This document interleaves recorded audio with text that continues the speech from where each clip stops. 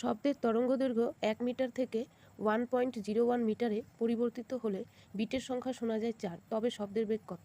তো আমরা জানি বিট বা স্বরকম্প মানে সংখ্যা যেটা, সেটাকে কী দিয়ে প্রকাশ করি? এন দিয়ে।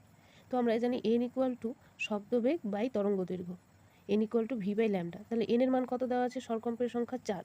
এখানে একটা জিনিস দেখব, এটা হচ্ছে মেন ফর্মুলা, আর এখানে তরঙ্গদৈর্ঘ্য চেঞ্জ হয়েছে 1 মিটার থেকে 1.01 মিটার। তাহলে লিখতেই পারি n equal to v by lambda 1 minus v by lambda 2।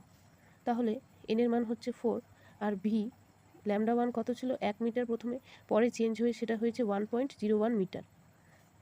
এর নিচে কিছু নেই মানে 1 আছে, তাহলে এটার বিয়োগ এরপরে 4/1 ইকুয়াল টু, এটা বিয়োগ করলে 0.01 বাই 1.01 ইন্টু ভি।